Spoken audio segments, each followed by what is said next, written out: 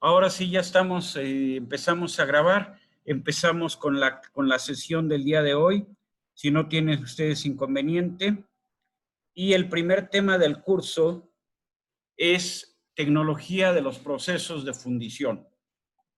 Entonces, la primera pregunta del día de hoy es, bueno, ¿qué piezas conocen ustedes que se hagan fundidas? ¿Quién me dice? Todas las herramientas. ¿Cuáles? Todas las herramientas, como por ejemplo, dados para matraca, llaves. Muy bien. Bueno, gracias, Ismael. Los dados, las llaves, no se hacen fundidas, se hacen forjadas. ¿Por qué se tienen que hacer forjadas? Porque necesitamos que resistan, que tengan muy alta resistencia. Entonces, fundidas son piezas de geometrías diversas, geometrías irregulares, pero siempre vamos a tener una menor tenacidad en estas piezas. Normalmente por fundición no vamos a hacer piezas o no vamos a producir piezas que sean críticas, que soporten grandes, elevados niveles de solicitación. No sé si hasta ahí vamos bien. Entonces, primero, piezas de cualquier geometría. Desde unos cuantos gramos, o sea, desde un llavero pudiera ser, hasta centenas de toneladas.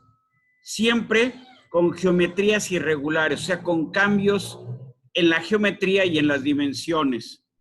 Hasta ahí no sé si vamos bien. Con estos elementos, pregunto de nuevo, ¿qué piezas consideran ustedes que van fundidas? Ismael ya participó, Ismael Beristain, Ulises Guzmán, por ejemplo, que lo tengo aquí en la lista. ¿No son las ollas? Bueno, creo que había visto que hay algunas ollas que se hacen por fundición. Muy bien, algunas ollas estamos de acuerdo, algunas, no todas. O sea, también, profe, todas las preformas también. Preformas, bueno, no necesariamente. Pero no todas, pero algunas. No todas, no necesariamente todas, no necesariamente. Geometrías sencillas también. Pudieran ser, pero no necesariamente todas. Entonces respondo a la primera. Si hablan de un olla express, les doy toda la razón. Si hablan de un sartén común y corriente, está hecho por embutido, básicamente, o sea, por operaciones de formación plástica, o, bueno, más operaciones de recubrimiento, por ejemplo, un porcelanizado, ¿sí?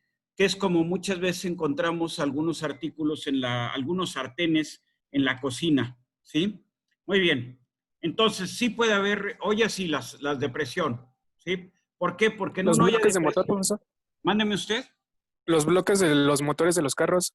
Desde luego. Variación en los espesores, geometrías irregulares. Entonces es una pieza típica que va fundida. Ahí estuvo. Ya, sin duda tenemos ahí una pieza. ¿Algo más? ¿Quién más aporta?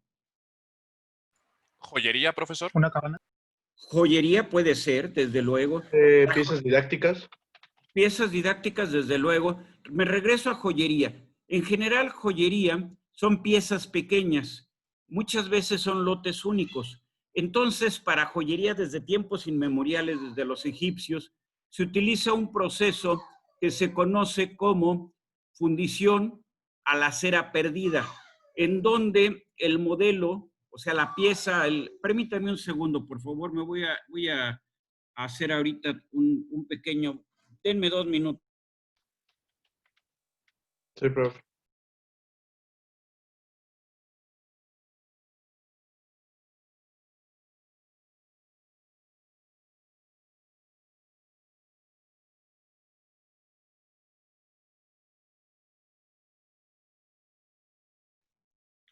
Y aquí estoy, de nuevo, ¿sí? Entonces, desde los romanos, desde los egipcios, se conocía este proceso. En este proceso, por eso se llama fundición a la cera perdida, el patrón de la pieza, el modelo de la pieza, se hace en una resina de bajo punto de fusión. En los romanos o en los egipcios, básicamente esto que era cera, y luego vamos a decir, ese patrón se recubre, se recubre de un material cerámico pudiera ser lo que conocen como yeso de ceramista o el yeso que usan los dentistas. Y una vez que endurece el material, por fusión se extrae el patrón, se extrae el modelo. Entonces vamos a tener una cavidad en el molde que es exactamente igual, dimensionalmente, en todos sentidos es igual al modelo que ustedes tenían originalmente. Entonces, joyería, sí es factible, ¿sí? Y luego comentaba ahí su compañero, piezas didácticas, sí, hay muchos componentes luego que van en metales de bajo punto de fusión que pudieran ser para demostración, o sea, piezas didácticas que serían fundidas, o sea, piezas de geometría irregular. Muy bien. ¿Qué más? ¿Tuberías? Tuberías, la tubería, vamos, aquí la respuesta es en la actualidad no. Si hablamos de tuberías de polietileno, como las que ahora se utilizan para drenaje o para la conducción de agua potable, se hacen fundamentalmente por extrusión, ¿sí? Si hablamos de metales, las tuberías de acero se hacen fundamentalmente doblando el material y soldándolo. Si ustedes checan la tubería de agua de su casa, si es que es metálica, van a ver que en la parte de adentro se ve clarito cómo llevan una pequeña cejita en la parte de adentro. Ese es el punto donde se unió. O sea, la tubería que era originalmente una lámina que se dobló, era una lámina, vamos a pensar en esto, que se dobló, se pusieron los extremos en contacto, ¿sí? Espero que más o menos quede ahí. Se formó el cilindro y se soldó, ¿sí? En los puntos donde se unen las dos superficies, ¿sí? Entonces, las tuberías, antiguamente, las tuberías hidráulicas en las casas se hacían centrifugadas en fundición gris. En la actualidad eso ha sido desplazado por tuberías de PVC. Entonces, sí, antiguamente, todavía para algunos casos pueden llegarse a utilizar, pero es poco frecuente ya encontrar tuberías fundidas y producidas fundamentalmente por centrifugado. ¿Alguna otra pieza? ¿No? ¿Tuercas a lo mejor? Tuercas. Normalmente eso va a ser más bien una pieza que se hace por corte y luego se fabrica en la cuerda. Se hace, a veces es por maquinado, normalmente en un tornillo se laminan las cuerdas, o sea, se toma el perno y se graba la cuerda. En una tuerca, más bien es, vamos a decir, ¿cómo pudiéramos decir? Maquinar la cuerda en la pieza. Pero fundamentalmente sería más bien procesos de deformación plástica, no tanto de fundición. ¿Sí? Muy bien. Bueno, entonces, yo creo que con esto, si hay alguna aportación más, pues levantan la mano o abren el micrófono, lo que ustedes quieran, pero muy bien. Cuando hablamos de fundición, estamos hablando de que primero, para poder fundir una pieza tenemos que tener el metal líquido, ¿sí? Segundo, debemos de tener una cavidad con la forma de la pieza que queremos obtener. Para producir esa cavidad, ¿qué es lo que necesitamos tener? Es un molde, ¿sí? Este molde puede servir solamente para una operación de depósito del metal, solamente para una operación de vaciado. Entonces se habla de moldes desechables, o puede servir para varias operaciones de vaciado. Entonces se habla de matrices. Las matrices normalmente van a ser de acero, aunque, y aquí es la contradicción, aunque en ciertos casos las matrices se pueden fabricar en hule. Ahí ya varios deben de estarse preguntando, ¿cómo en hule? Sí, para piezas muy pequeñas, en metales con puntos de fusión bajos, o sea, menores de 300 grados, y cuando las corridas van a ser de unos cuantos cientos de piezas, el molde se puede fabricar en hule, ¿sí? Es un proceso muy particular. Normalmente las piezas que vemos en los llaveros, que son fundidas, muchas de estas, se hacen precisamente en moldes de hule, ¿sí? Ahora, ¿qué tan antigua es la fundición? Pues estamos hablando de tranquilamente unos 6,000 años hacia atrás. El primer proceso vamos a decir, para modificar la forma de los metales fue la forja. Después de la forja nació la fundición. Es lógico que los antiguos vieran que si calentaban en exceso algunos materiales, algunos metales, estos se fundían. Y si se fundían, podía dárseles la forma que ellos quisieran, depositando el metal líquido en un molde. ¿Sí? Muy bien. Normalmente en fundición, la forma final de la pieza se obtiene por este proceso. Solamente vamos a tener operaciones de maquinado para darle el acabado o las tolerancias que necesite la pieza, pero vamos a tratar de que esas operaciones se minimicen. Entonces, tenemos fundición, moldes no permanentes. ¿De qué son los moldes no permanentes? Fundamentalmente de arena, yeso o cáscara cerámica. Molde permanente, ¿de qué son? Fundamentalmente de acero, aunque puede haber de hule y de hierro gris también. Muy bien. Si nosotros vamos a hacer un molde no permanente, necesitamos un patrón. Ese patrón le vamos a llamar modelo. El modelo puede servir para un buen número, para un gran número de operaciones de moldeo, o sea, para fabricar muchos moldes. Entonces hablamos de un modelo permanente. O podemos tener modelos que solamente sirvan para una sola operación de vaciado. Entonces los modelos se hacen de poliestireno y entonces hablamos de procesos a la espuma perdida, ¿sí? O vamos a decir, de parafina mezclado con polietileno. Entonces hablamos de procesos de revestimiento de alta precisión o a la cera perdida. Molde metálico, pues normalmente eso es lo que se usa cuando son moldes permanentes, ¿sí? Entonces, el modelo, cuando usamos modelos permanentes, normalmente trabajamos con arena o con yeso o con revestimientos cerámicos, ¿sí?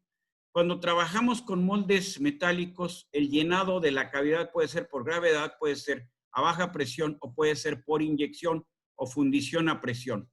Cuando hablamos de modelos no permanentes, ya habíamos dicho, es espuma perdida, ¿sí? En donde lo que usamos es poliestireno expandido o unicel, como lo conocemos, y los procesos de cera perdida, ¿sí? El moldeo en arena, en función del aglomerante, así se va a denominar al método, al proceso, ¿sí? Y en el caso de cerámicos, el molde es de yeso o es de cáscara cerámica. ¿De esta tabla alguna pregunta? ¿No? Muy bien. Nada más. Adelante. Esta tabla, profesor, o digo, toda la presentación, ¿usted la va a subir a el Classroom? Sí, al Classroom y a materias AOP. Al Classroom todavía no sé, porque no sé qué tanta capacidad tenga. Pero materias AOP ya mandé la primera presentación y hoy mando esta para que la suban a materias AOP. ¿Sí? Classroom, vale. De aquí al lunes voy a ver cómo le puedo hacer y si las puedo subir ahí, también las subo. Muy bien. ¿Alguna duda? ¿No? No, profe. No, profe. Antonio Vélez, ¿no? Muy bien. Entonces, continuamos. Muy bien. Si nosotros vamos a tener que fundir el metal, entonces vamos a tener que hablar de las unidades de fusión o de los hornos. Eso lo vamos a ver al final del capítulo. Si vamos a tener que hacer un molde, tenemos que ver con qué lo vamos a hacer y cómo lo vamos a hacer. Y tenemos que pensar también en que toda pieza fundida debe de diseñarse para el proceso y que, vamos a decir, el volumen que ocupa el metal líquido es diferente del volumen que ocupa como sólido. Entonces debemos de considerar al fabricar un patrón las contracciones que sufre el metal al solidificar y al enfriarse desde la temperatura de vaciado o de vaciado hasta la temperatura ambiente. Muy bien. Entonces, nosotros fabricamos el molde por un lado, tenemos el metal líquido por otro, llevamos a cabo un proceso de vaciado. Una vez que vaciamos la pieza, dependiendo de sus dimensiones, puede ser unos minutos después, o varias horas, o varios días. Una vez que la pieza ha enfriado lo suficiente, una vez que solidificó, procedemos a desmoldear a su limpieza y entonces a dejarla ya como una pieza terminada, que es donde concluye el proceso de fundición, ¿sí? Entonces, ¿En qué consiste? Depositar el metal líquido en un molde que tiene una cavidad con la forma que nosotros requerimos. Para hacer huecos dentro de la pieza, ¿qué es lo que vamos a usar? Machos o corazones. ¿Qué es un macho o corazón? Es una proyección normalmente de arena a la cavidad del molde, tal como se ve aquí. Muy bien. Entonces necesitamos material para hacer el molde, necesitamos metal líquido, necesitamos material para hacer los corazones y necesitamos instalar estos dentro de nuestro molde. Hasta ahí, todo esto lo vieron en Manufactura 1. Si hay alguna duda, alguien levantan la mano, si no, o abren el micrófono. Muy bien. Para estos procesos, ¿qué necesitamos? ¿Molde o matriz? Entonces tenemos que estudiar cómo hacemos el molde. La matriz, ¿cómo se hace? Pues se hace maquinada. De acuerdo al número de piezas que vamos a producir, pues será, y del tamaño de estas, será el número de cavidades que tiene el molde. Siguiente, el molde, ¿qué debe de hacer? Reproducir la geometría de la pieza considerando la contracción de esta. O sea, la contracción del metal desde la temperatura de vaciado hasta la temperatura ambiente. Ya dijimos, requerimos de un horno. Los hornos pueden ser cubilote, hornos de crisol, hornos de reverbero, hornos de arc, hornos de inducción. La gran mayoría de los hornos quedarían en lo que acabo de mencionar. Y tenemos equipo de proceso auxiliar dentro de una planta de fundición. Entonces, necesitamos un molde. En el extremo inferior izquierdo lo tenemos, o necesitamos una matriz. Cuando es una matriz es que vamos a hacer 10,000 o más piezas. Estamos hablando de una matriz de acero. ¿Por qué? Porque el costo de la matriz es muy alto y debemos de prorratear el costo de la matriz entre el número de piezas que se van a fabricar. Entonces, mínimo, son del orden de 10,000, pero pueden ser 100,000 o más piezas. ¿Sí? Muy bien. Ustedes me van deteniendo.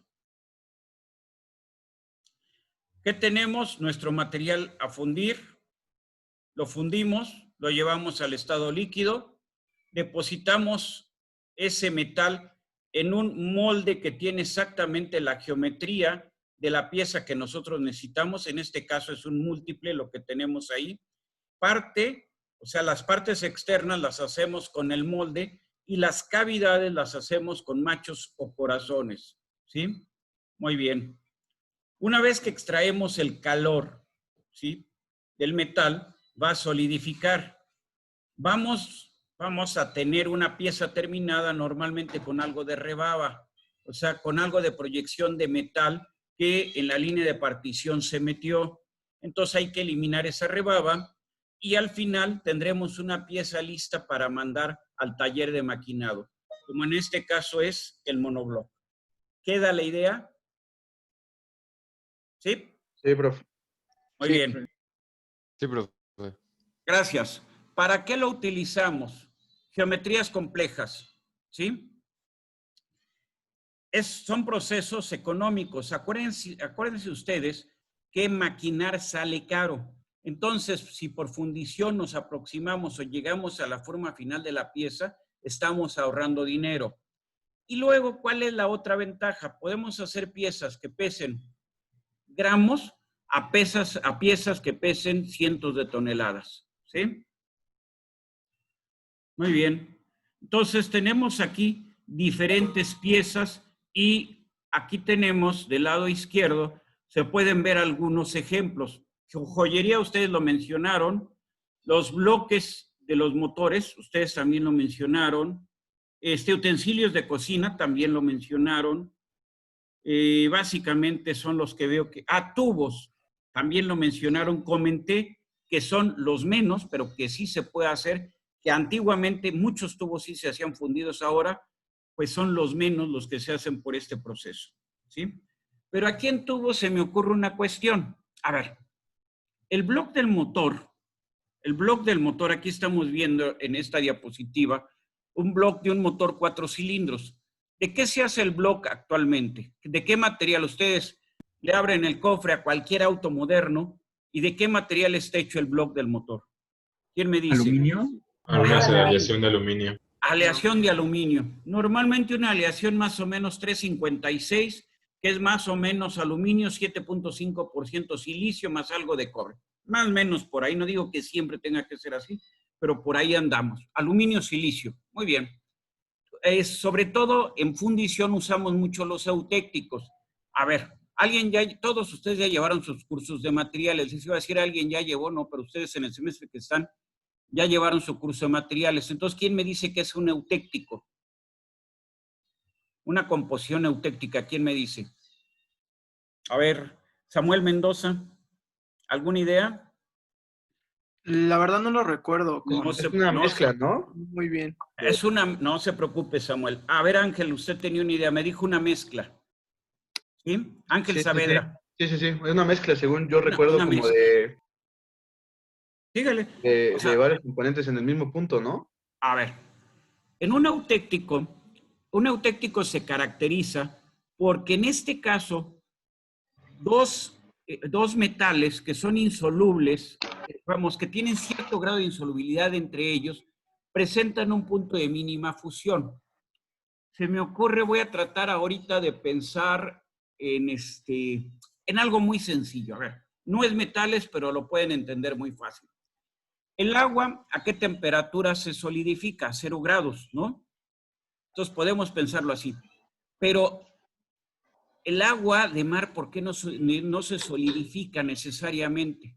¿Por qué en los polos encontramos agua en estado líquido? Ya sé que hay agua ya solidificada, pero también hay agua en estado líquido.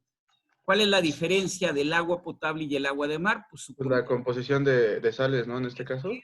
Entonces la composición de sal lo que hace es que a la mezcla de agua con sal reduce la temperatura de solidificación o de cambio de fase. No me acuerdo ahorita del diagrama agua, cloruro de sodio, pero más o menos como a menos 21 grados centígrados se tiene menos 21 o menos 25 grados, perdón, como sí, menos 21 o menos, entre 20 y 25 grados centígrados, menos 20 o 25 grados centígrados, se tiene la temperatura mínima vamos a decir, de solidificación de agua con sal. Entonces, si ustedes le añaden sal al agua, va a llegar a un punto en donde ustedes necesitan, vamos a decir, la mezcla no solidifica a 0 grados, sino va a tener que bajar de los 20 grados, va a tener que bajar de los menos 20 para poderse solidificar. A eso me refiero, ahí se presenta un eutéctico. Entonces, el aluminio se funde a 660 grados. El silicio se debe de fundir, no sé, a 900, no me acuerdo de la temperatura de fusión del silicio, pero vamos a pensar 1000 grados. Pero cuando mezclan ustedes aluminio con más o menos el 11 o 12% de silicio, la mezcla se funde a 560 grados. Entonces baja 100 grados con respecto al aluminio. Entonces, en el caso de trabajar en fundición o en piezas que van a ir fundidas, es muy usual que ustedes manejen composiciones eutécticas para minimizar la temperatura a la que necesitamos calentar el metal para que éste se funda. No sé si hasta ahí estamos de acuerdo. Entonces, por eso dijimos, esto es un aluminio 7% silicio. No es el eutéctico, pero va camino al eutéctico. Está cerca del eutéctico. Muy bien. ¿Qué más tenemos acá? Es aluminio, habíamos dicho. Pero el aluminio tiene muy buena resistencia al desgaste. ¿Qué opinan ustedes? A ver, ¿qué opinan ustedes? Alguien tiene por ahí el micrófono encendido y hay unos perritos por ahí haciendo lo que mejor hacen, que es ladrando. Bueno, entonces, a ver, Diego, ¿usted tiene alguna opinión, Diego Fernández? ¿No? A ver, Ismael. Perdón, profe, tenía el micrófono apagado. Según yo, los bloques de motores también deben llevar un proceso de endurecimiento térmico. Casi no se escucha, Ismael. ¿Ya me oye? Ahí mejor, a ver. Ahí ya, a ver. Llevan después todos los bloques de motor un proceso de endurecimiento por procesos térmicos. No estoy bien, pero llevan un proceso. Y te escuchas muy lejos, Ismael. Se escucha muy lejos. Bueno, a ver, no ¿Se me escucha mejor? Sí, ahí está mejor. Sí, Okay, ya. según yo, deben llevar un proceso de endurecimiento por procesos térmicos. No me acuerdo cuál, pero sí llevan un proceso posterior. Es muy bueno el comentario que usted está haciendo. Fíjese que en el bloque del motor no tanto se lleva tratamiento térmico. El que lleva tratamiento térmico son los pistones, que también son de aluminio. Entonces, parcialmente va bien, pero no es tanto en el bloque, sino en los pistones. También se aplica un endurecimiento superficial por difusión, ¿no, profesor? No, en el aluminio no tanto, era lo que decía Ismael, pero no, en el aluminio no va tanto. Más en aceros, ¿no? Si tuvieran ferrosos, sí. ¿Sabe qué pasa? ¿Qué se hace en los aluminios? Lo que se hace es que en donde va a trabajar el pistón, o sea, en el cilindro, la camisa del cilindro no es aluminio, sino es fundición gris. O sea, esta partecita de aquí adentro, esta partecita aquí donde va a ir, lo que es la camisa en sí, no es aluminio, sino es un tubo, ¿sí?, de fundición gris. No sé si está la idea. ¿Por qué? Porque la fundición gris trabaja muy bien a desgaste, no así el aluminio. El aluminio podemos hacer cosas para mejorar su resistencia, pero no trabaja a desgaste. Los mismos pistones no trabajan a desgaste, porque el que trabaja a desgaste no es el pistón, sino es el anillo, y el anillo no es de aluminio. No sé si con eso queda la idea, ¿sí? Muy bien. Entonces, podemos hacer ciertos trucos para dar propiedades adicionales, como en este caso fue poner en una parte donde necesitamos resistencia al desgaste, una pieza de hierro gris que tiene mucho mejor resistencia al desgaste. Muy bien. Las piezas era donde estábamos, ya las habíamos visto, muy diferentes piezas. Chihuahua, entonces aquí veo que los codos, los tés, las llaves que tenemos en la casa son piezas fundidas, las llaves para el agua, ¿sí? Coples, cosas por el estilo, esas son fundidas, no tanto la tubería en sí. Las carcasas de los motores, muy diversas carcasas, por ejemplo, carcasas para las cajas automáticas o en general para soportar los elementos mecánicos para, sí, no encuentro otra forma, una carcasa que soporta todos los engranes o todos los dispositivos en un equipo, pues va a ser fundida, fuera en aluminio o fuera en hierro gris, ¿sí? Entonces, tenemos a la izquierda aleaciones de aluminio, a la derecha acero inoxidable y abajo dice que son de hierro gris. Muy bien, todas son fundidas. Aquí vemos claramente, bueno, pues qué tan grandes pueden ser las piezas que van a ir fundidas y también algunos ejemplos de piezas que van fundidas, ¿sí? ¿Hasta qué metales vamos a fundir? Yo diría que es hasta el acero. Normalmente de ahí para arriba ya nos vamos a metalurgia de polvos y sobre todo cuando la temperatura de fusión de la mezcla es arriba de los 2000 grados centígrados. Entonces, si ustedes quieren fabricar algo de tungsteno, el tungsteno se funde a 3400. Jamás lo van a hacer fundido. Lo hacen a partir de polvos de tungsteno, de metalurgia de polvos. ¿Sí? Muy bien. Entonces, tungsteno, 3422, vanadio, 1900. Nos vamos a metalurgia de polvos, ya no a fundición. Muy bien. Ahora, las piezas fundidas tienen un inconveniente. La microestructura de fundición, por definición, es frágil. Entonces, nunca van a tener la máxima tenacidad una pieza que sea fundida, ¿sí? Por ejemplo, antiguamente, hasta mediados del siglo, este es algo bien interesante. Hasta mediados del siglo XIX, mediados del siglo XIX, ¿de qué se hacían los cañones? ¿De qué se hacían las piezas de artillería? Pues de bronce. Vamos a cualquier museo y encontramos los cañones y los cañones son de bronce. ¿Por qué? Por la facilidad para fundirlos y por la tenacidad que tiene el bronce. A mediados del siglo XIX quedó claro que si ustedes querían fabricar un cañón que tuviera más alcance, tenía que soportar más presión para poder proyectar el perfil a mayor distancia. Un proyectil más grande y a mayor velocidad, pues se necesitaba más presión en el interior del cañón al momento del disparo. El bronce no lo soportaba. Quedó claro que lo que se necesitaba era acero. pero a mediados del siglo XIX el acero era caro y escaso. Entonces se desarrolló, en raíz de esa necesidad bélica, los procesos necesarios para producir acero barato y en grandes cantidades. Se desarrollaron los procesos de aceración. Si vemos todavía mediados del siglo XIX, aún las armas de mano, muchas de ellas, su recámara, o sea, la zona donde se produce la detonación, se hacían en bronce, ¿sí? Muy bien. Entonces, ahí vemos que ha ido pasando. Entonces, en términos generales, piezas fundidas tienen menor tenacidad, pero aparte hay esto. A ver. En todo líquido hay gases disueltos. El ejemplo más sencillo lo tengo en el agua o con el agua. ¿Qué tenemos disuelto en el agua por obligación? Si no, no habría vida en el mar. Aire. Aire, oxígeno, ¿sí? Si no, no podría vivir ningún ser vivo. Ningún ser vivo podría hacer del mar su hogar, ¿sí? Entonces, igual los metales disuelven gases. Muy bien. En el metal, ¿qué pasa con los gases? Pues ojalá que estos salgan antes de que solidifique la pieza. Si no salen antes de que solidifique la pieza, ¿cómo nos van a quedar las piezas?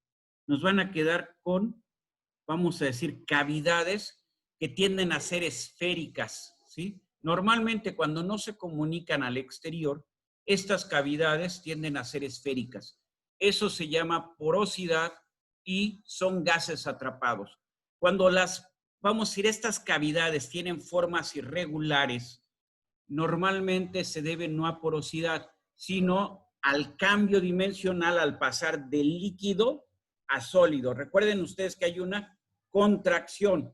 Y entonces, si durante la contracción llega un punto en donde solidifica toda la pieza, pero el centro no ha solidificado, o sea, todo ya solidificó, pero en el centro, vamos a decir, hay metal líquido, ¿sí?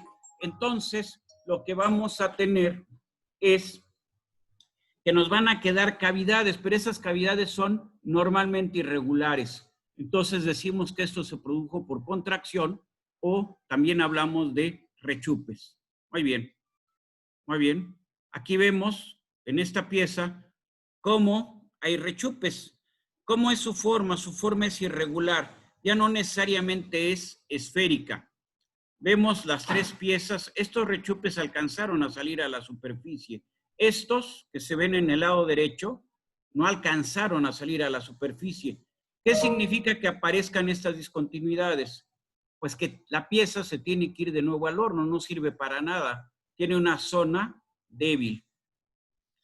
Muy bien. Aquí en la parte inferior izquierda, vemos una pieza en donde lo que se presenta es un rechupe, pero exterior, o sea, aparentemente como una falta de llenado en la pieza.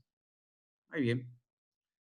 Entonces, cavidades aproximadamente esféricas, gas. Cavidades irregulares, aquí abajo esféricas. Pues alguien me dice, oye, ingeniero, esto solamente es esférico para usted. Bueno, a cavidades más regulares, geométricamente más regulares, es gas. Cavidades totalmente irregulares son rechupes, ¿sí?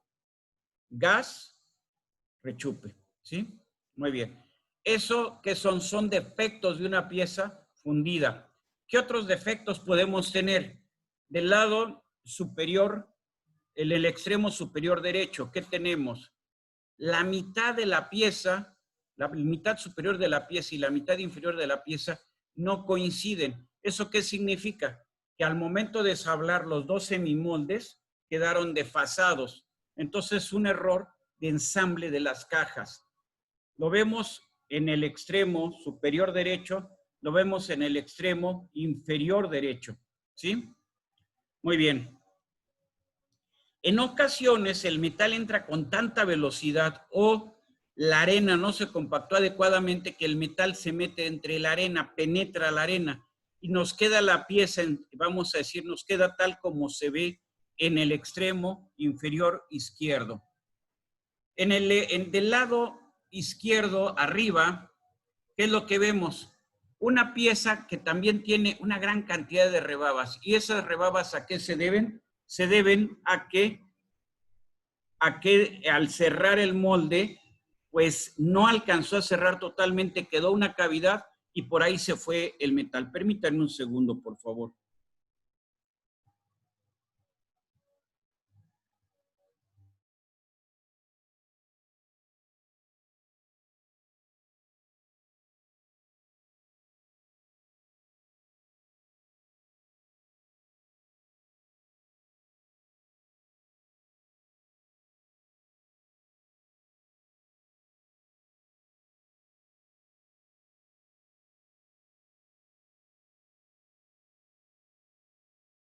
Perdón, ya estoy de nuevo aquí. Entonces, vemos defectos. ¿Alguien no entiende estos defectos en piezas fundidas? Hágalo notar al micrófono o levante la mano. ¿Podría repetir por qué se hacen los rechupes, por favor? Muy sencillo. A ver. Si ahorita vamos al refrigerador a ver los hielos que se han formado, ¿qué es lo que observamos? Que la superficie en los cubitos de hielo, en el hielo que hayamos metido, el agua que hayamos metido para producir hielo en el refrigerador, la parte de arriba presenta una superficie que es hacia afuera, vamos, es cóncava, vamos, ¿sí? Pero ¿qué pasa con el agua cuando solidifica? El agua, su mayor o su, ¿cómo podríamos decirlo? El agua al solidificar no aumenta su densidad, sino la disminuye. Va en contra de todo lo que normalmente se ve. Si lo vemos de esta manera, un iceberg no se va al fondo del mar. Un iceberg flota, ¿no? ¿Eso qué significa? Que a final de cuentas pesa, o sea, como hielo, desplaza una cantidad de agua suficiente como para mantenerse a flote. O sea, la densidad del hielo no va a ser 1, sino la densidad del hielo va a ser a lo mejor 0.98. Muy bien, eso es un caso particular, el del agua. De ahí en fuera, casi todos los metales al pasar de líquido a sólido, ¿qué hacen? Presentan contracción. Contracción que puede ir en volumen de 1 hasta un 3,5%, quizá 4%. Entonces, cuando se empieza a solidificar la pieza, ¿por dónde empieza la solidificación? Por la superficie, ¿sí? Muy bien, no hay ningún problema. Y luego va continuando la solidificación ¿hacia dónde? Hacia el interior, hacia el seno del metal líquido. Vamos a ponerlo así. Tenemos la superficie y tenemos la parte media del metal líquido, del espesor. Entonces empieza en la superficie la solidificación y de ahí avanza hacia el centro. Muy bien. Cuando termina de solidificar, llega un punto en donde, vamos, quiere solidificar, debe solidificar, ya alcanzó las condiciones de solidificación, pero el metal líquido no alcanza a cubrir todo el volumen que ahora va a tener como metal sólido. Se contrae. Al contraerse el metal líquido, ¿qué va a quedar? Deja espacio sin ocupar. Y ese espacio sin ocupar, ¿cómo le vamos a llamar? Contracción. Esa contracción puede salir a la superficie, es una contracción que se está observando, o puede presentarse en el interior de la pieza. O sea, a final de cuentas, tenemos esa contracción, ¿dónde está? En una parte media del espesor. ¿Aquí qué fue? Bueno, pues al momento que solidificó el metal, ya el volumen que tenía el metal líquido no alcanzó a cubrir todo el volumen a disposición. Entonces solidificó el metal, pero dejó un cierto volumen sin ocupar. Entonces, ¿qué es? Pues eso es contracción y eso se llama rechupe. Puede ser interior, como está ahí, o puede alcanzar en un momento dado a la superficie, o sea, puede alcanzar aquí, por ejemplo, en esta mejor, hubo un rechupe en el material, pero alcanzó la parte superficial, la parte externa de la pieza.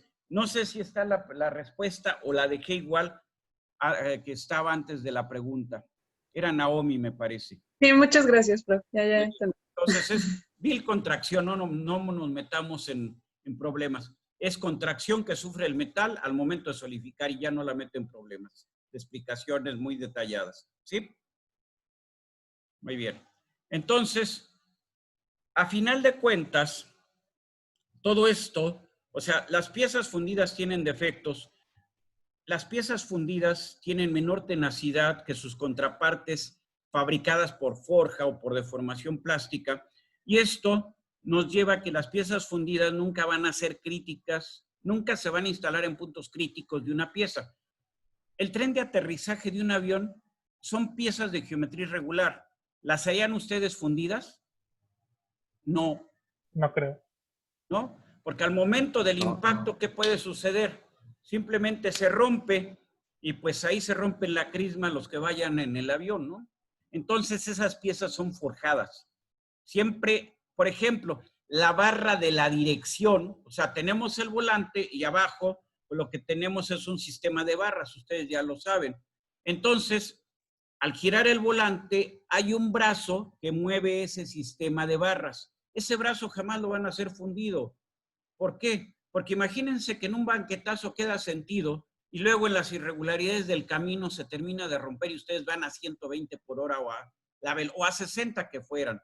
Pues, ¿qué va a pasar? Pues van a tener un accidente muy severo. Entonces, un brazo de dirección se hace forjado, nunca fundido. Entonces, también vemos limitaciones para el uso de piezas fundidas. Muy bien. Luego, ¿qué quedamos? Vamos a usar piezas fundidas porque en un momento dado podemos dejar la geometría casi en su forma final y solamente darle un ajuste por maquinado. Entonces ahí, ¿qué interviene? ¿Qué propiedad interviene? La precisión dimensional. La precisión dimensional depende del proceso de fundición, ¿sí? La menor presión dimensional es fundición en arena. La máxima precisión dimensional es una fundición en cáscara, ¿sí? O en cáscara cerámica, o también pudiera ser en un molde permanente, o sea, en una matriz. Muy bien. Contracción. Ya lo vimos que la contracción se da al pasar del estado líquido al estado sólido y durante el posterior enfriamiento. Luego, llenado del molde. O sea, el metal tiene que estar líquido durante todo el llenado del molde. Y si solidifica antes de eso, pues no tenemos una pieza, tenemos simplemente un desperdicio, o sea, tenemos algo que no cumple con la geometría que nosotros pretendíamos. Y luego tenemos que considerar que de acuerdo a la rapidez con la que se enfría el metal en el molde, van a ser las propiedades, va a ser la microestructura. Y recuerden ustedes que microestructuras son propiedades. Si enfriamos muy rápido, se generan esfuerzos internos. Normalmente estos esfuerzos internos no lo entendemos hasta que nos lo sufrimos. Esos esfuerzos internos pueden dar lugar a que durante la solidificación la pieza se fracture. Entonces, antes de otra cosa, antes de que haya servido, antes de que la saquemos del molde, ya está fracturada, ¿sí? Y qué bueno que la fractura fue visible y la volvemos a regresar al horno. Qué malo que sea una fractura que está interna y que entonces nos va a provocar una falla intempestiva. O qué malo que esos esfuerzos que tenemos, que se produjeron durante la solidificación, se sumen a los esfuerzos durante el servicio y eso nos lleve la pieza a la falla. Entonces son de los problemas que tenemos que considerar en los procesos de fusión. Muy bien, piezas fundidas, decíamos, simplemente para comparar tamaños. La campana de la derecha, ahí tienen sus datos, 216 toneladas. Y aparentemente se fracturó durante la solidificación o vamos a decir, prácticamente antes de que se instalara. Entonces, para 1733 fue, pues, tener 216 toneladas de bronce tiradas a la basura, porque no tenían forma de reprocesarlo, no había forma factible para que lo pudieran hacer. Y ahora ya en el siglo XXI, pues a nadie le interesa reprocesar esas 216 toneladas, ya que son atractivo turístico, ¿no? Ya nadie se va a interesar, nadie le va a preocupar tenerlas que reprocesar, ¿sí? Muy bien. Entonces, hablábamos hace rato que podría haber moldes desechables. ¿Qué hacemos? Compactamos la arena alrededor del modelo. ¿De qué va a ser el modelo? Normalmente de unicel. Y después de compactar la arena, no retiramos el modelo, sino vaciamos directamente el metal sobre el unicel. Por eso esto se conoce como procesos de colada sin cavidad o proceso a la espuma perdida, ¿sí? Muy bien. Quedamos también que cuando tenemos, esto eran modelos desechables. Estamos hablando aquí en términos generales de moldes desechables. Entonces, los moldes desechables son fundamentalmente de arena, que vamos a compactar alrededor del modelo. Cuando los modelos sirven para un gran número de piezas, son de madera o de aluminio. Las cavidades en la pieza se hacen a través de machos que se fabrican de manera externa. Los modelos deben de estar sobredimensionados para compensar la contracción y para dar material suficiente para que se pueda maquinar la superficie, se pueda llevar a la tolerancia que nosotros necesitamos. Muy bien.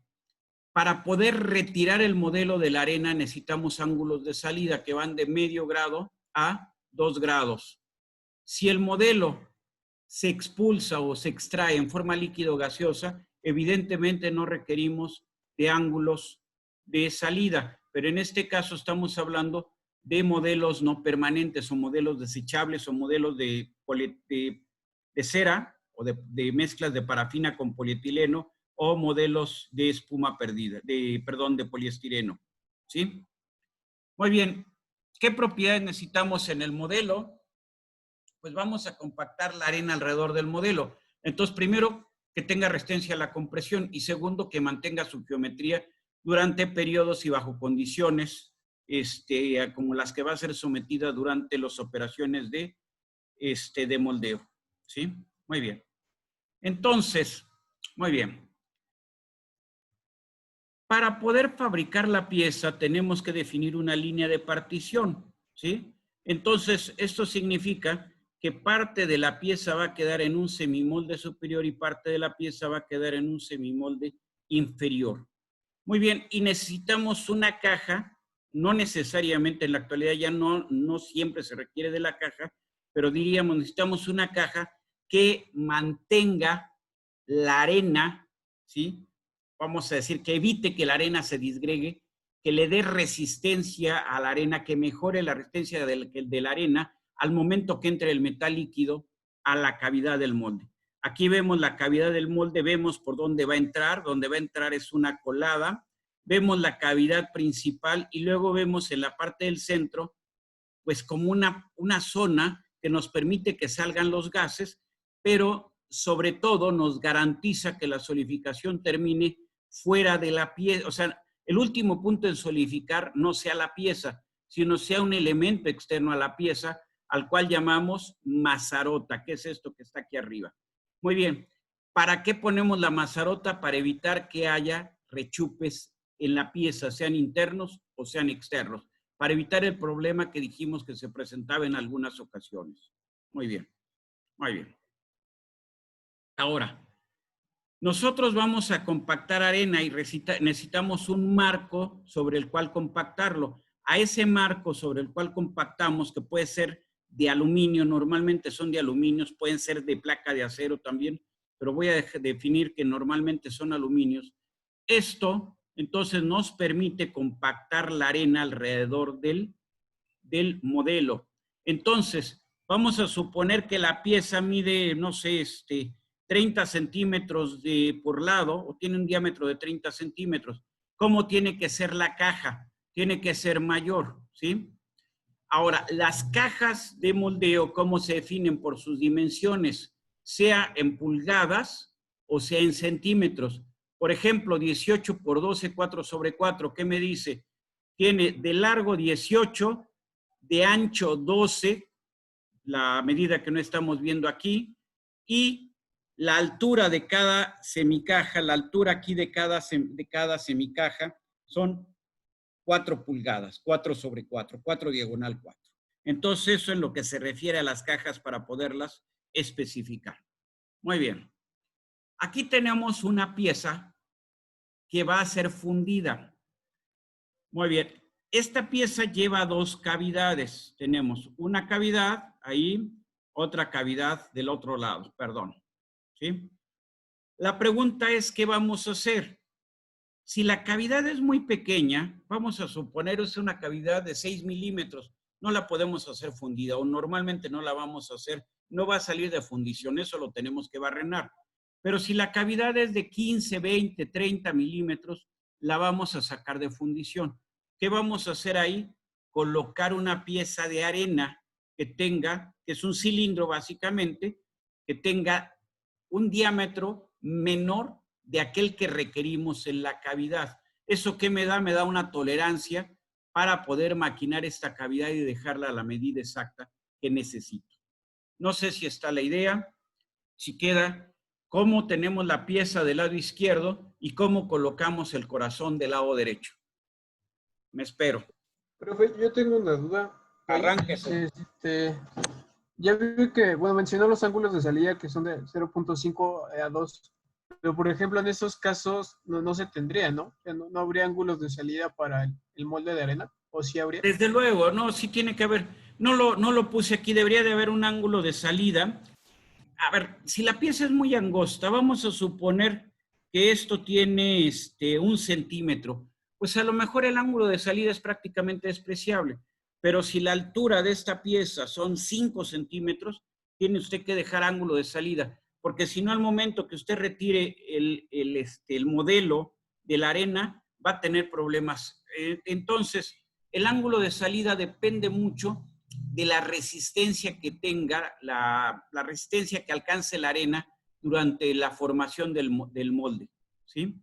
Entonces, es evidente, el ángulo de salida me afectará vamos a decir, este costado de la pieza, este costado, no la parte que está en morado, sino la que se dejó sin color, pues realmente no, ponerle ángulo de salida ahí, en términos generales no me va a afectar para la funcionalidad de la pieza, suponiendo que esta superficie que está sin colorear, ¿sí? Suponiendo que esta superficie que está sin colorear, no va a trabajar, no lleva a cabo, vamos, no tiene ninguna finalidad, ninguna función durante la operación de esa pieza.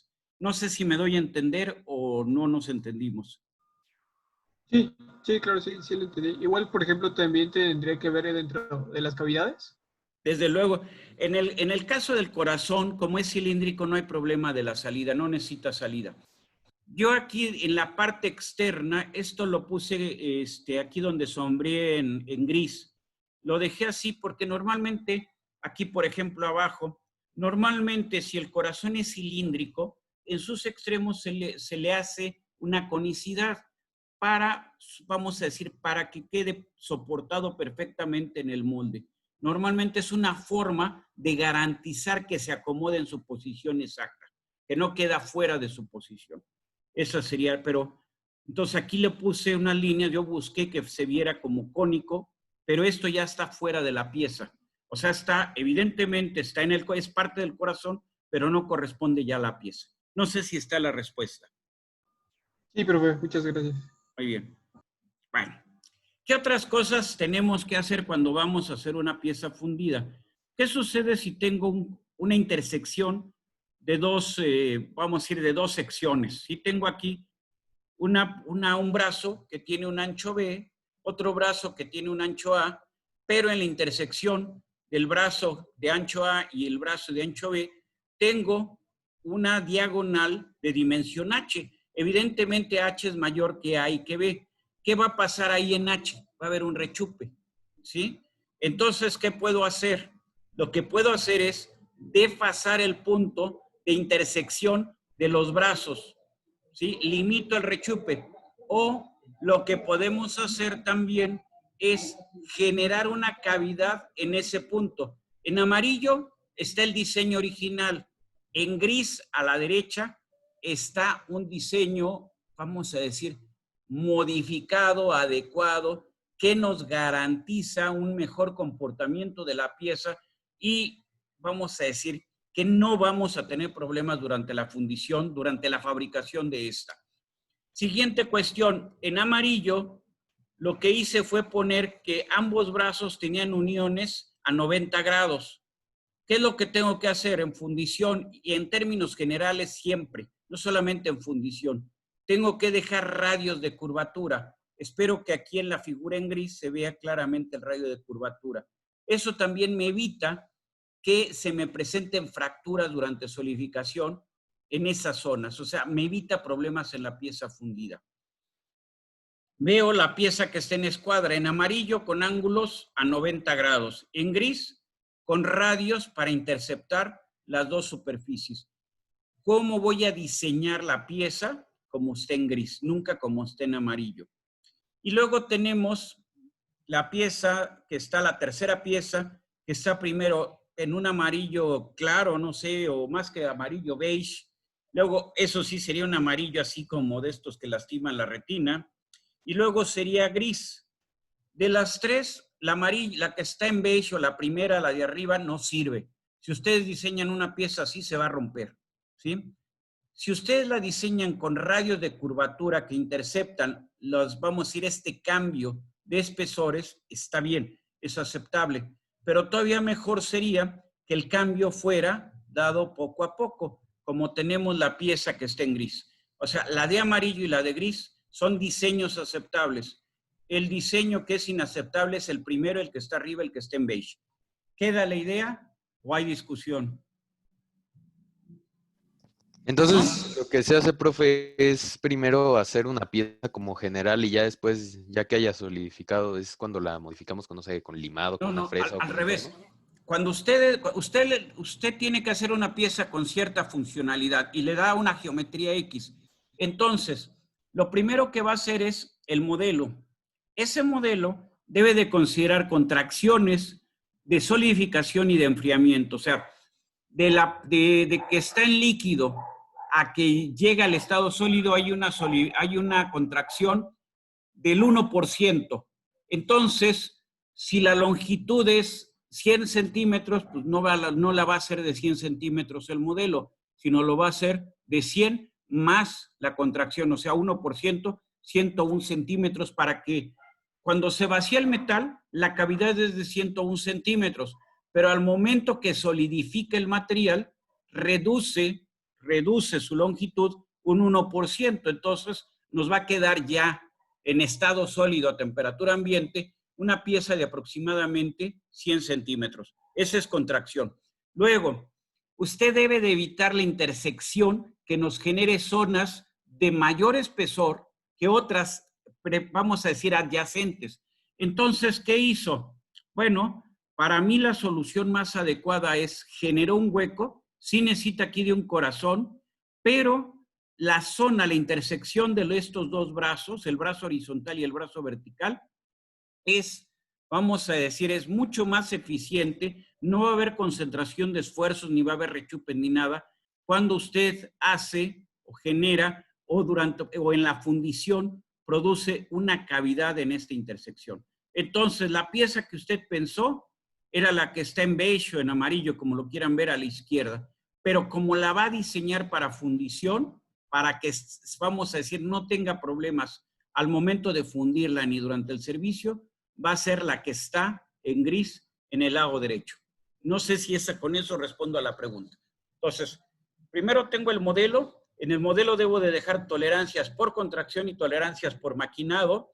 En ocasiones debo de dejar también ángulos de salida que me permitan retirar el modelo de la arena, ¿sí? Cuando el modelo sale en forma líquida o sale en forma gaseosa, no necesito dejar ángulos de salida. Esto solamente es cuando lo retiro en forma sólida, que es lo normal. Y entonces necesito tolerancia por contracción, tolerancia por maquinado, ángulos de salida y evitar cambios de sección bruscos, ¿sí? Al interceptar, vamos a decir, líneas horizontales con líneas verticales o cambios de dirección en la pieza, tengo siempre que hacerlo a través de rayos de curvatura. Y voy a evitar tener zonas de mayor espesor adyacentes, o sea, cambios radicales, cambios de un punto a otro, de un plano a otro, cambios de espesor sensibles, porque eso me va a traer como consecuencia fracturas durante la solidificación. No sé si está la respuesta a su pregunta. Usted me dice. Sí, profe, más o menos sí. Sí, sí. Bueno, usted pregunte, yo contesto o trato de contestar. Aquí está la pieza, vale, a ver. perfecto, gracias. A ver, la pieza pues es pues, 2 cilindros, está dada por 2 cilindros, vamos a suponer. Entonces, ¿cómo va a quedar? Esta es la pieza que yo necesito para después maquinar, por ejemplo. ¿Cómo la voy a dejar de fundición? Bueno, la pieza como la necesito es básicamente la sección transversal que está en gris. Pero ¿qué voy a hacer? Voy a dejar ángulos de salida, lo que está ahí en rojo, café o qué color consideran ustedes. Se ve claramente que hay un sobreespesor. Ese sobreespesor, ¿por qué es? Contracción. Y también pudiera ser maquinado. Y luego, además, hay una cierta conicidad. Esa conicidad, ¿cómo le llamo? Ángulo de salida. Entonces, ¿cómo queda la pieza? Como está en gris. ¿Cómo es el modelo? Lo que está en, vamos a decir, lo que está en ocre, lo que está en, pues no es rojo, es un café rojizo, una cosa por el estilo. ¿Queda la idea? Ustedes me dicen. Sí, profe. Sí, profe. Sí. Sí, muy bien. Esto me voy a ir muy rápido, está en tablas, no me meto, vamos, aquí no vamos a aprender nada porque todos los datos ya están. Aquí lo que nos dice, cada método de producción tiene tolerancias, vamos a decir, perdón, aquí son espesores, no son tolerancias, son espesores mínimos. Entonces, si yo hago una pieza en hierro gris, el espesor mínimo es como de un poquito más de 4 milímetros. Es 1/8 de pulgada, no es 3.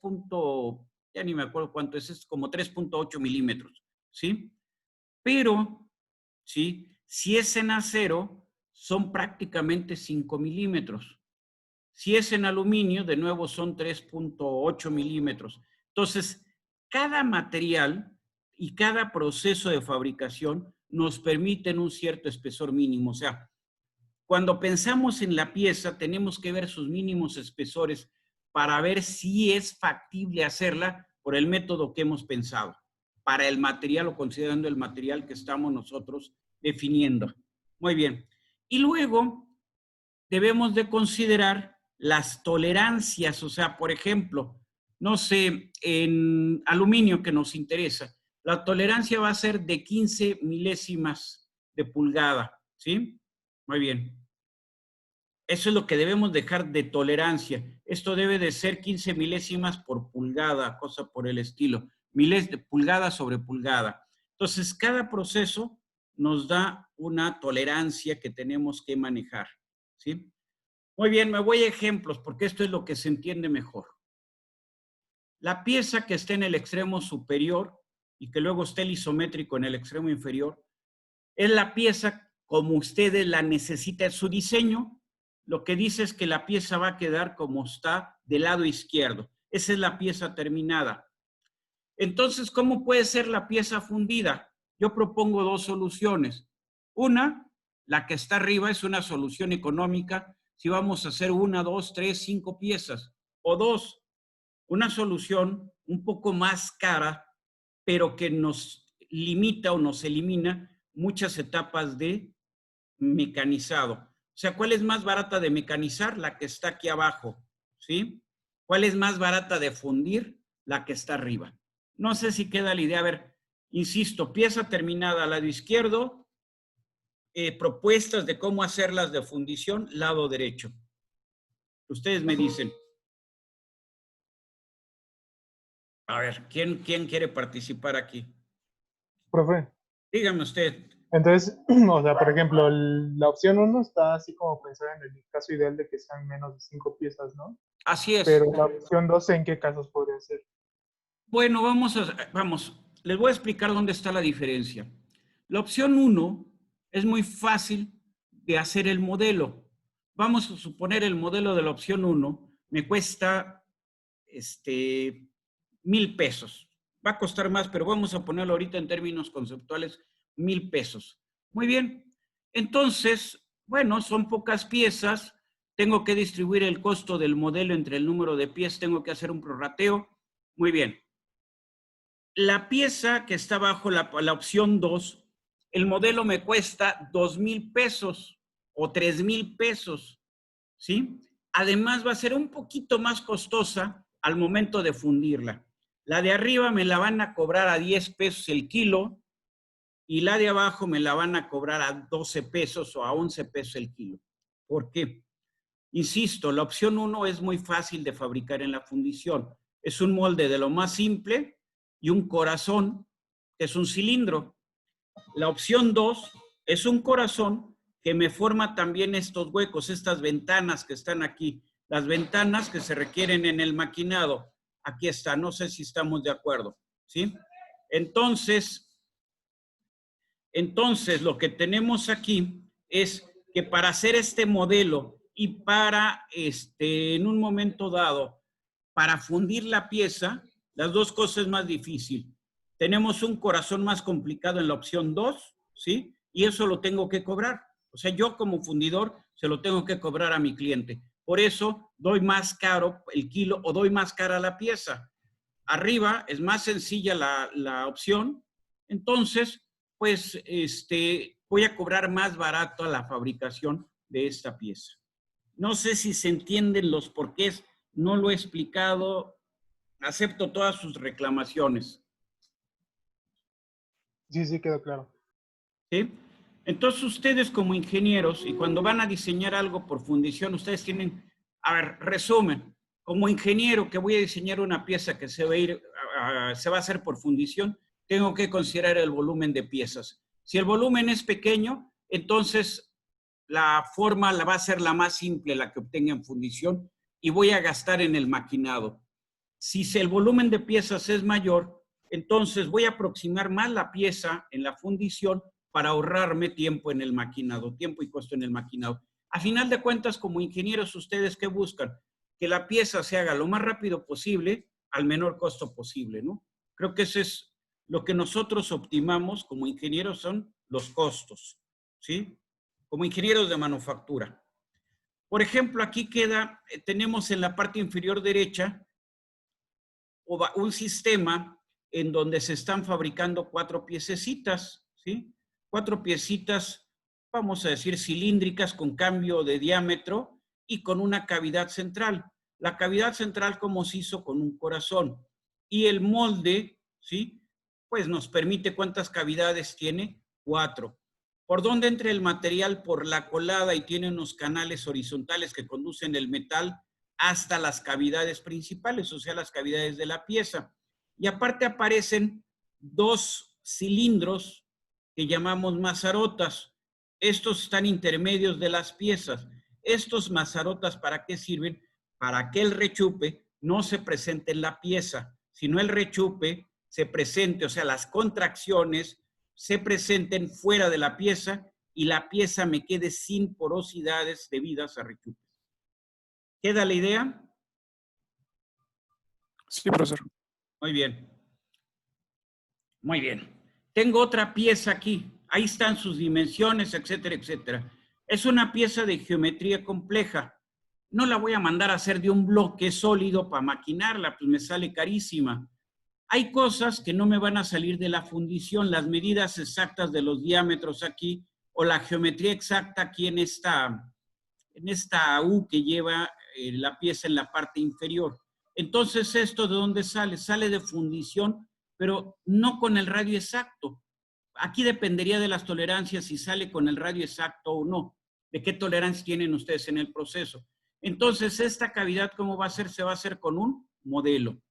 Entonces, ¿dónde voy a dejar sobreespesores para maquinado? Pues supongo que esto va en un sistema y va, aunque no hace contacto con la pieza adyacente, pues sí requiero que esta parte, esta superficie donde aquí marqué en amarillo, se deje tolerancia para maquinado. ¿Por qué? Porque quiero que ahí ajuste perfectamente la pieza. ¿Dónde voy a dejar tolerancia para maquinado? Donde está en amarillo y donde está en naranja. ¿Por qué? Porque ahí va a pasar el eje y necesito que el eje entre perfecto. Entonces, ¿cómo va a quedar la pieza que yo voy a mandar a hacer? Con dimensiones, espero que esto que se ve naranja quede más, se pueda entender. Las dimensiones de la pieza fundida van a ser diferentes. Voy a dejar sobreespesores para maquinar, para ajustar estas dimensiones a lo que se requiere. ¿Dónde dejé sobreespesores? En esta parte de aquí, porque ahí debe de ajustar la pieza contra la que va a trabajar. ¿Y dónde dejé sobreespesores? Donde va el eje, fundamentalmente, ¿sí? En el resto de la pieza dejé espesores para maquinado, sobreespesores para maquinado, no. Queda la idea que aquí solamente pondríamos un corazón. ¿Dónde iría ese macho corazón? Para producir el hueco donde se va a instalar posteriormente el eje. ¿Vamos a dejar en el corazón también de una vez la forma del cuñero? No. El cuñero se tiene que hacer posterior por maquinado. No hay forma de hacerlo por fundición y que quede bien. Muy bien.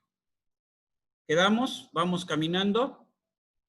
Y aquí están los modelos, no de las piezas anteriores, sino unos modelos cualesquiera. Los modelos hay una regla de colores. Aquí hay negro y esto va, pues no sé, ¿qué le podemos decir? En un tono café rojizo, un café rojizo, voy a decirlo. Ahí ya son apreciaciones de cada quien. Eso significa que lo que está en el color café o café rojizo es pieza, es metal. Lo que está en negro es soporte para corazón. Se le llama plantilla del corazón. Veo del lado izquierdo. Esto está en gris. Eso significa que se va a hacer en un material ferroso. Y veo unas partes que están en tono negro. Estas son plantillas del corazón y lo que está en gris es metal, lo que va a ser metal. ¿Sí? Entonces, los corazones tienen códigos de colores para poderse interpretar. Tenemos aquí, vamos a decir, el cuerpo de una válvula. ¿Sí? Se ve claramente que es el cuerpo de una válvula. Ese es lo que es la parte exterior de la válvula, lo que va a ser el modelo de la pieza. Y los que vemos en el lado derecho es la caja de corazones. Entonces, ¿para qué me va a servir esto? Pues para generar la cavidad aquí en la válvula. Entonces, me va a quedar ya la válvula, nada más para ajustar en las zonas donde va a colocarse los otros elementos, es lo único que voy a maquinar. ¿Sí? Muy bien. Una válvula de compuerta de 36 pulgadas. ¿Sí? Es lo que estamos ahí viendo. ¿Alguna duda de cómo es el modelo y qué son los corazones y cómo se hacen? No, profesor. ¿No? Muy bien, gracias, Ángel. Muy bien, aquí está un modelo de poliestireno. Así se hacen los motores. No, este es un caso muy particular. Están ejemplificando algo muy particular aquí. Normalmente los blocks de los motores se hacen en arena y son modelos de aluminio. Todas las cavidades, un bloque de motor debe de llevar cuando menos unos de 8 a 12 corazones. O sea, todo el sistema de enfriamiento es un corazón. Las cavidades que corresponden a los cilindros son otros corazones, en este caso 4 corazones. Son un bloque de motor de 4 cilindros. Y entonces, ¿por qué no se hace esto de polietileno expandido? Es un lío hacerlo con ese método. A final de cuentas complica más el proceso que hacerlo por los métodos que se vienen utilizando hace 130 años que se hizo el primer motor de combustión. Muy bien. Modelos placa, un modelo placa del lado izquierdo y un modelo de aluminio del lado derecho. ¿Sí? Modelos de madera aquí del lado izquierdo y una pieza ya terminada, en este caso, la cabeza de un motor diésel que va en hierro gris, ya maquinada, que esto se debe de haber hecho con un modelo de aluminio. ¿Sí? Muy bien. Hasta aquí lo dejo. ¿Hay algún comentario? Profe, ahí, bueno, ahorita que ya estamos platicando todo esto, entonces tengo la duda de, por ejemplo, había dicho que el bloque, el motor se hacía en aluminio, ¿no? Pero sí, los interiores era de fundición gris. ¿Cómo se hace ese proceso? ¿Se tiene que vertir otra vez? A ver, desde el punto de vista de fundición, era el mismo proceso. Era moldeo en arena y la única diferencia eran las tolerancias. Había diferencias en las tolerancias. Evidentemente, la contracción del hierro gris y la contracción del aluminio son diferentes, pero el procedimiento era el mismo. ¿Cuál fue la ventaja al pasar de hierro gris a aluminio? Que le bajaron fácilmente el peso del bloque del motor, se bajó en en un 50% de menos, ¿sí? Cuando menos de 50-60% se bajó el peso del bloque del motor, lo cual afecta al motor y por lo tanto afecta al automóvil, ¿sí? En los motores diésel se siguen haciendo de hierro gris. ¿Por qué se hacen de hierro gris? Porque el motor diésel trabaja a mayor presión que el motor de gasolina. O sea, los esfuerzos, las solicitaciones, las cargas a las que trabaja el motor diésel es mayor, entonces necesita un material mucho más resistente. Todavía a la fecha los motores diésel se hacen en hierro gris, piezas como esta que está ahí, que en este caso es la cabeza nada más. No sé si está la idea. Profe, creo que preguntó, es que cuando nos habló de los bloques de motor, dijo que llevaban hierro gris, pero lo que lleva hierro gris son los anillos del pistón. A ver, no. A ver, vamos, me voy a regresar muchísimo. Bueno, a ver. Pues tiene usted razón en eso, ya le entendí dónde está. Lo expliqué con esta imagen. No sé si estamos de acuerdo. El bloque del motor es aluminio, ¿sí? ¿Qué aleación aluminio-silicio? Dije una 356, no se me olvida que comenté eso. Pero les dije, en la parte de lo que es el cilindro, el aluminio no tiene buenas características. Muy rápido se iba a desgastar. Entonces, en la parte de lo que es el cilindro, se ponen unas camisas, o sea, se encamisa el motor con un tubo, si lo quieren ver así, sería la palabra más concreta, un tubo de hierro gris. O sea, al vaciarse, ya están esas piezas ahí entre el aluminio y simplemente solidifica alrededor de esto. Entonces quedan perfectamente sujetas.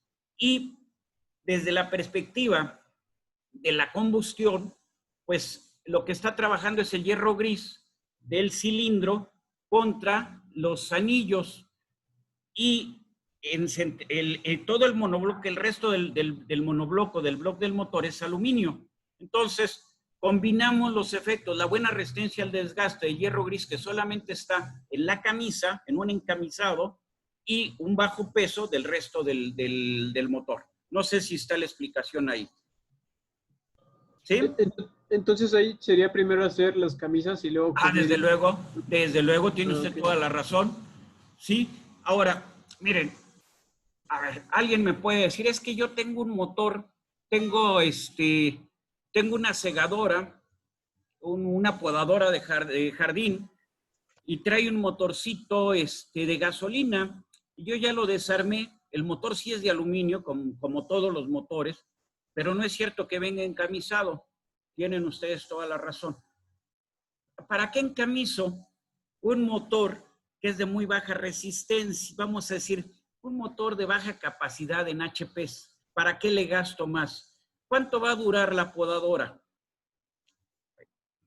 No puedo comparar la duración del motor de la podadora con la duración que requieren ustedes en el motor de su automóvil. ¿Cuántas horas va a trabajar el motor del automóvil antes de que necesiten ustedes ajustarlo, llevarlo a una reparación mayor? Si les digo 10,000 horas, ¿me lo creen? ¿Más de 10,000 horas? Puede ser, ¿no? Pero en la podadora, ¿cuántas horas va a trabajar? ¿A las cuántas horas la podadora ya se murió? ¿500 horas? O sea, ¿qué tan frecuente estamos podando el césped? ¿O 1,000 horas? O sea, lo que yo les estoy comentando es que la vida del motor, un motor de un automóvil o de un camión, es muchísimo más grande. Vamos a decir, un orden de magnitud mayor, fácilmente, o más, de la duración de un motor de bajo caballaje, como por ejemplo el que usamos en una podadora, ¿sí? Entonces, en una podadora no hay encamisado. En una podadora la biela puede ser de aluminio, no va a ser de acero. En una podadora muchas piezas que haríamos forjadas las vamos a hacer fundidas. ¿Por qué? Porque las cargas son insignificantes. ¿Cuánto es la potencia de el motor de una podadora? 2 caballos. ¿Cuánto es la potencia de un motor de un auto cualesquiera pequeñito que ande por ahí? 100 caballos de menos actualmente. Lo menos que nos da son 100. Y si pensamos, por ejemplo, ahora en una motocicleta, pues a lo mejor en un motor de estas motos grandes, un motor 1000 o más grande, pues nos da fácilmente más de 50 caballos, 70 caballos, ¿sí? Pero vamos, también ahí son cuestiones diferentes en cómo se diseña el motor. Un motor de un automóvil, ¿a qué RPM ya está dando su máxima potencia? ¿A cuántas creen ustedes? ¿A cuántos? ¿Ustedes han visto? Como a 7000, ¿no? Entre 5 y 7, más o menos. ¿A cuántas? 5 y 7000. Entre 5 y 7000, dejémoslo así, depende del motor, ¿sí?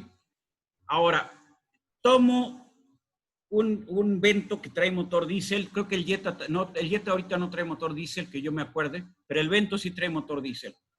Un motor diésel siempre trabaja a menores RPMs, siempre, ¿sí? Un motor de camión va a trabajar a 2000 RPM si nos está dando ya su máximo rendimiento, un motor grande. El motor del Vento yo creo que lo da como a 4000 RPM, es una cosa así por el estilo. Entonces, bueno, insisto, las diferentes condiciones de servicio determinan de qué hacemos las piezas y determinan por qué método hacemos las piezas.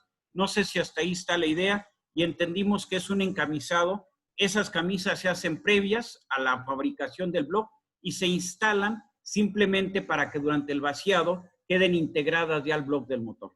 No sé si así está ya el concepto. Sí, profe. Sí, profesor. Perdón, me fui para el otro lado. Muy bien. Entonces, todo esto. Muy bien. El método más ancestral para hacer piezas por fundición es con arena en verde. ¿Qué significa con arena en verde? Que el aglomerante es arcilla y que la mezcla de arena con arcilla, con agua, se puede reutilizar N veces, ¿sí? Métodos de fundición más barato, método de moldeo más barato, puede usarse realmente para cualquier material y tiene problemas, o sea, es el método que nos da menores tolerancias y menor calidad en los acabados, ¿sí? Muy bien. No me voy a poner aquí para ir comparando cada uno de los procesos, simplemente lo que vemos aquí. Piezas fundidas en arena o moldeadas en arena. ¿De qué peso? Pues dice de 100 gramos a 100 kilos. En realidad, yo les diría de 100 gramos a 100 toneladas. ¿Sí? En realidad no hay muchos límites ahí. En silicato de sodio dice de 100 gramos, aquí sí, a 100,000 kilos, estamos de acuerdo, a 100 toneladas. Caja fría de 100 gramos a 100 toneladas. Cáscara cerámica, moldeos en cáscara, moldeo en cáscara, no cáscara cerámica, moldeo en cáscara, de 100 gramos a 50 kilos. Ahora sí, cáscara cerámica, ¿sí? De 100 gramos a 5 toneladas. Moldeo de revestimiento de alta precisión o a la cera perdida. Estos dos, cerámico y investment, es prácticamente lo mismo. Entonces en este caso va de 100 gramos a 50 y en este caso va de 100 gramos a 5,000 kilos. Y esto ya no se refiere al método de moldeo, sino al proceso de llenado del molde. Gravedad, 100 kilos, eso no es cierto. Por gravedad, pueden hacer ustedes piezas del tamaño que ustedes requieran. Y luego dice, cantidades económicas. Pues yo diría que tampoco hay muchas limitantes. Por moldeo en la arena puede ser una pieza, puede ser 1,000,000 de piezas. Por CO2 puede ser una pieza, puede ser una, 100, 500, 1000, 2000, depende las dimensiones y las características de la pieza. Por caja fría puede ser una, 50, 100. Yo diría que más bien aquí son materiales y tolerancias que nosotros necesitamos. ¿Dónde están las diferencias en los acabados? Fíjense los acabados que en arena se tienen. Dice el acabado es de 6 a 25 micrómetros. CO2 y silicato, 6 a 25, el mismo acabado. Caja fría, el mismo acabado. Pero si usan shell, ¿cómo va a ser el acabado superficial? Mucho más terso. Si usan cerámico o usan investment, pues tienen mucho mejores acabados. O sea, cerámico y investment prácticamente no necesitan de maquinado posterior, a menos de que por tolerancias lo requieran. Y luego las precisiones dimensionales. Bueno, cada proceso tiene más o menos precisión dimensional. Por ejemplo, Investment nos dice que tiene una precisión dimensional de 0,5 milímetro. Pues para muchos casos con eso es suficiente, ya no necesita maquinarse. Entonces nos ahorramos el maquinado. O si acaso darle una pequeña repasada en el maquinado, lo cual nos ahorra costo en la pieza. Entonces, cada proceso de fundición se adapta al material y nos da propiedades, características diferentes. Entonces, normalmente, mayor costo del proceso nos da mejores cualidades en las piezas. No sé si hasta ahí vamos bien, ¿sí? Muy bien. Esto no tiene caso, es cómo se han ido cambiando, cómo han ido avanzando los métodos de aglomerado de la arena con respecto a cómo se han ido desarrollando en el tiempo. No me interesa, ¿sí? ¿Qué usamos para los moldes? Normalmente arena sílica. Cuando trabajamos acero, ya la arena sílica no se recomienda, sino se utiliza silicato de circonio o se utiliza silicato de magnesio, ¿sí? O combinaciones de óxido de cromo con óxido de hierro, ¿sí? ¿Por qué usamos arena sílica? Porque es la más barata, ¿sí? Es la que nos da menores características, pero es la más barata. Entonces, la arena de uso general. Insisto, circonio, olivinita y cromita para aceros, ¿sí? Entonces, tienen una mucho menor aplicación. Muy bien. La mezcla de moldeo, ¿para qué sirve? Pues para hacer el molde o para hacer la caja de corazón. ¿Qué características debe de tener? Facilidad para formarse, facilidad para que se adecue a la geometría del modelo. Resistencia mecánica para que soporte la forma, conserve su forma hasta que el metal entre y llene la cavidad. Poder refractario para que soporte el contacto con el metal a alta temperatura y el metal no funda, no aglomere, no se incruste en la arena. Permeabilidad. El molde no está vacío al entrar el metal, hay cuando menos aire. Entonces ese aire tiene que ser empujado por el metal y obligado a salir. Entonces el material del molde tiene que ser permeable a los gases tienen que salir a través del molde. Y luego, cuando se calienta en contacto con el metal, debe de mantener estabilidad química y física, o sea, no sufrir transformaciones que modifiquen su geometría, que modifiquen sus dimensiones o cambios de propiedades, ¿sí? Esas son las propiedades de las arenas de fundición. Esto, pues, lo tendrán en sus tablas y ya si quieren lo revisan. Sí, esto ya lo habíamos comentado. Moldeo en verde ya quedamos, es el más barato y que se utiliza bentonita, una arcilla. ¿Y con qué se activa la arcilla? Con agua, ¿sí? Aquí tenemos la cantidad de agua que debemos adicionar a la mezcla. La cantidad de agua es función de la cantidad de arcilla. El poder refractario, o sea, la capacidad para resistir altas temperaturas, es inversamente proporcional a la cantidad de arcilla. Entonces, si vamos a trabajar con acero, yo diría que pues es más, prácticamente ni arcilla, mínimas cantidades de arcilla vamos a manejar y por lo tanto la humedad va a ser prácticamente nula. Cuando vamos a trabajar con aluminio o piezas muy pequeñas, a lo mejor podemos tener 6% de arcilla, ¿sí? Y entonces, con 6% de arcilla, necesitamos alrededor de 1.5% de humedad. No sé si está la idea. La arcilla y la humedad van relacionadas. Mayor contenido de arcilla, mayor contenido de humedad. Pero la humedad le hace bien cuando entra el metal y está en contacto con la arena, ¿le hace bien o tiene problemas? La humedad, ¿qué va a generar? La humedad, a final de cuentas, va a dar lugar a vapor. Y el vapor, ¿qué va a tratar de hacer? Salir. Entonces, si el molde tiene una excesiva cantidad de humedad, pues va a empezar a salir el vapor a través, vamos a ir en sentido contrario a como va entrando el metal. Por lo tanto, su pieza les va a quedar como tan porosa como una esponja, ¿sí? Van a hacer van a generar una perfecta porosidad generalizada en su pieza. En pocas palabras, no va a servir para nada. Entonces, cuando trabajo con moldeo en verde, siempre la cantidad de humedad debe de ser la mínima adecuada para alcanzar la resistencia, la mayor resistencia que puedo obtener con esa mezcla, ¿sí? Insisto, 15% de arcilla o 12% de arcilla me dan una alta resistencia, prácticamente los 32 libras sobre pulgada cuadrada. Pero ¿qué problema me van a dar? Baja la capacidad refractaria de la mezcla. Voy a tener problemas si trabajo con, por ejemplo, con ferrosos, si trabajo con fundición gris. No sé si está la idea. Y con aceros prácticamente no se recomienda que haya humedad, no se recomienda trabajar por moldeo en verde. Muy bien. Proceso, ¿sí? Ya habíamos dicho, necesitamos una mezcla de moldeo. ¿Qué es la mezcla de moldeo? Arena con aglomerante, ¿sí?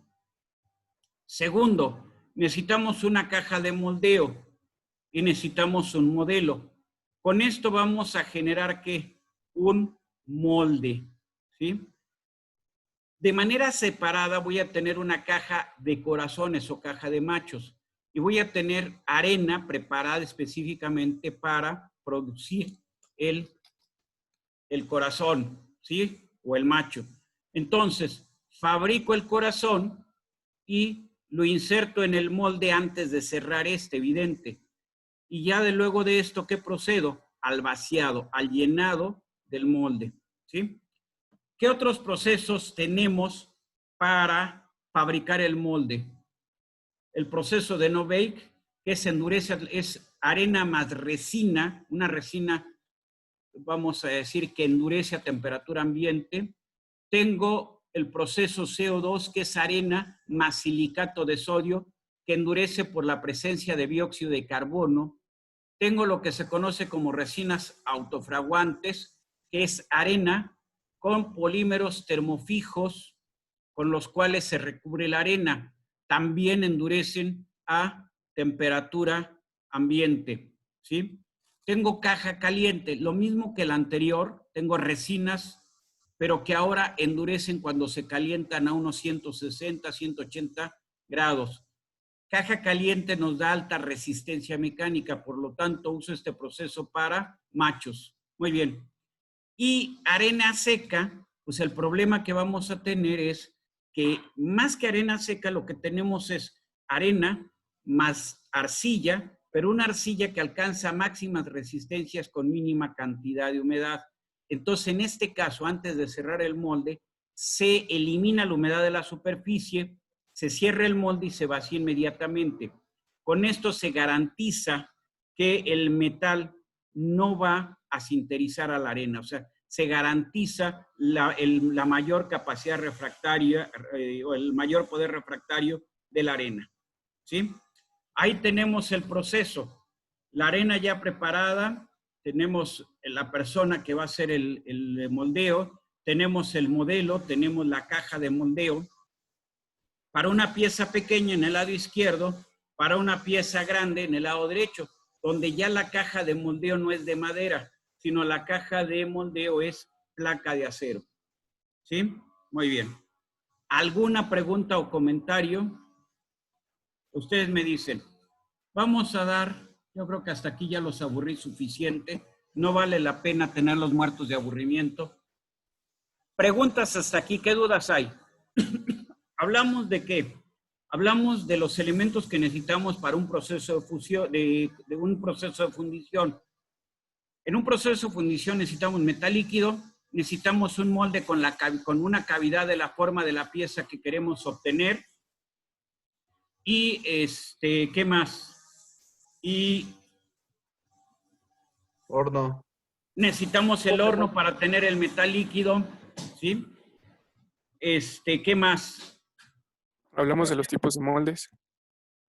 A ver, ¿qué pasa ahí con los moldes? Ahí sí no le entendí. Hablamos de los tipos de moldes. Ah, bueno, podemos tener diferentes materiales para hacer más que diferentes materiales, diferentes métodos de aglomeración de la arena para hacer el molde. Lo más sencillo es arcillas y además de arcillas podemos usar silicato de sodio y podemos usar resinas normalmente termofijas, o sea, polímeros.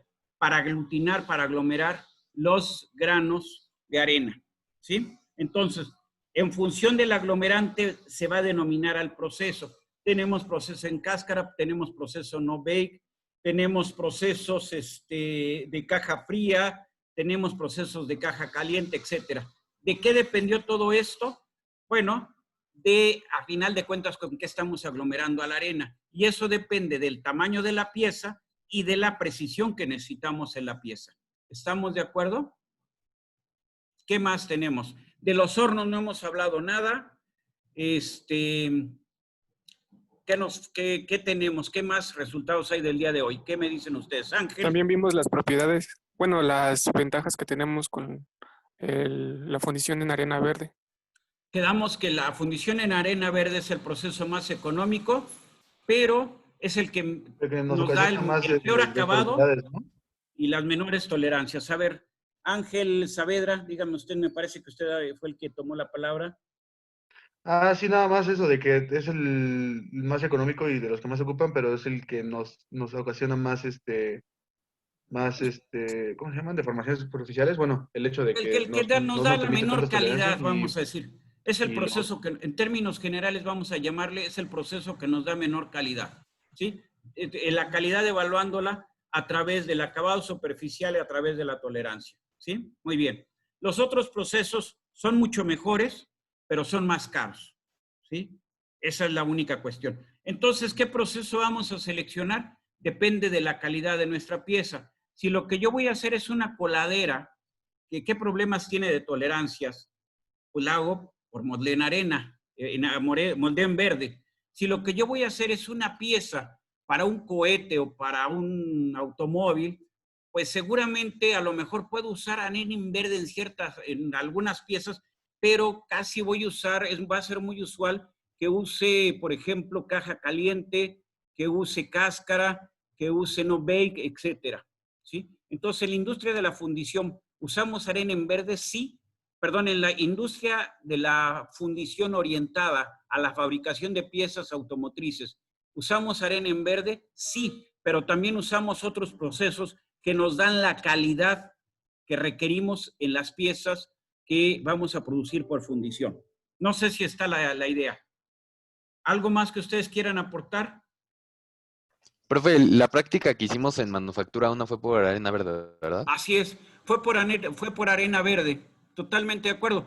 Nada más que yo les pediría que esa práctica no la tomen como referencia.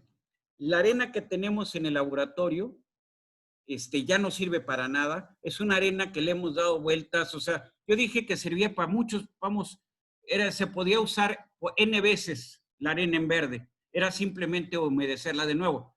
Bueno, sí, pero N no tiende a infinito, ¿eh? Entonces N tiene un límite. Fue un proceso de arena en verde, pero la arena ya está muy quemada. Realmente las cajas están muy hechas pedazos. Entonces no es la mejor referencia, pero la respuesta es sí. Ok, profe. Muy bien. ¿Algún otro comentario? ¿No? ¿Lo dejamos así para no aburrirlos? Ustedes me dicen. Sí, profe, ¿se puede? Muy bien. Bueno, Sí, entonces en este momento voy a tratar de dejar de que esta cosa ahí está, de tener grabación. Ahí